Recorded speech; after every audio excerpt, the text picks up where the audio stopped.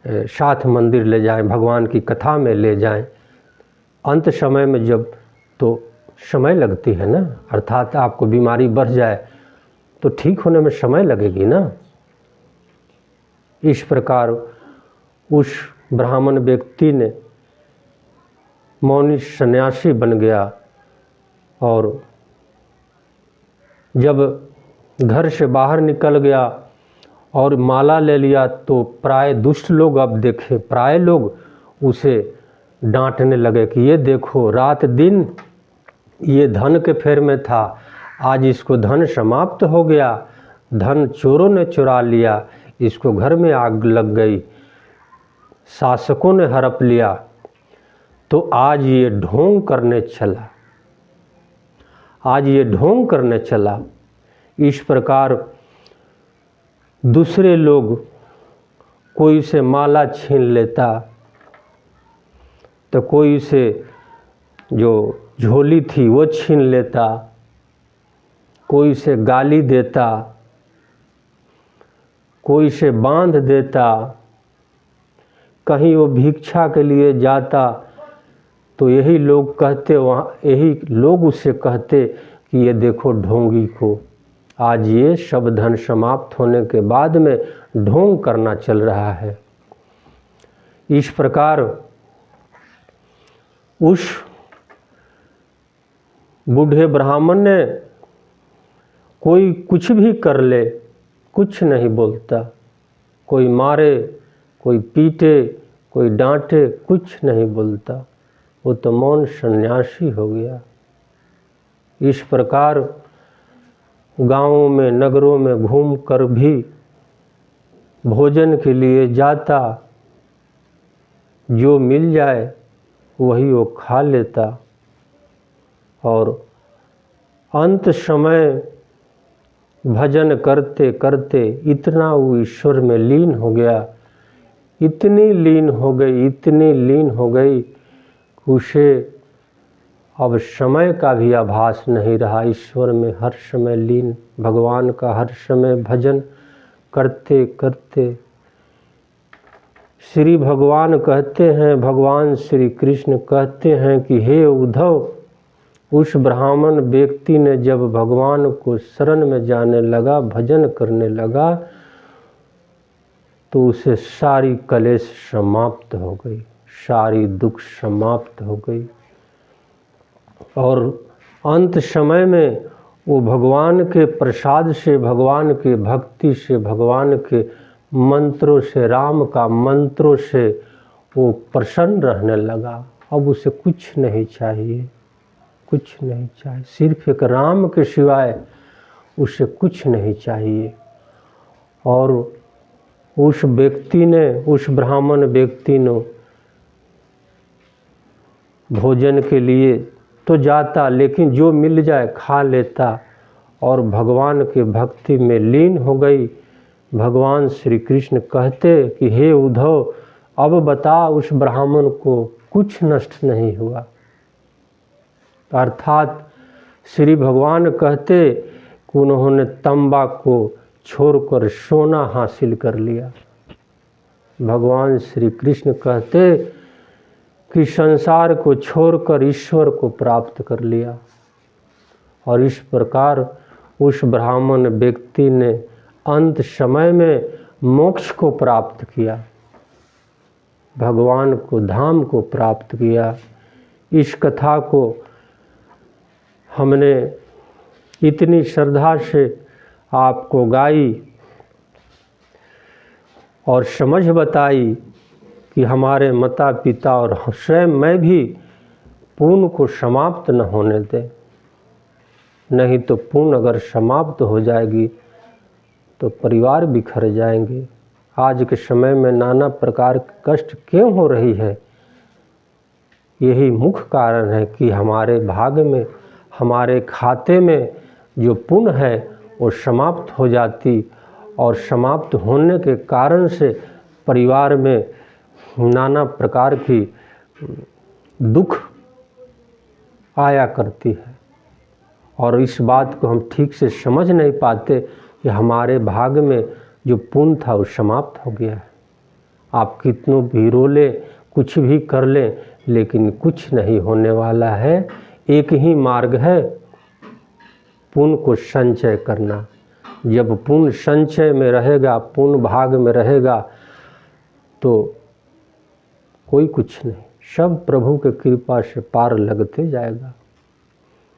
तपस्वी महेश कुमार इस कथा को सुनने वाले माता पिता भाई बहन को श्रद्धा और स्नेह के साथ प्रणाम करता है और आगे भी ऐसे धार्मिक वीडियो, धार्मिक कथाएं, भगवान की भागवत कथा, गीता उपदेश, राम कथा, शिव पुराण, देवी पुराण, ऐसे ऐसे धार्मिक ग्रंथों की कथा आपको हम देंगे जिससे आपको कल्याण हो।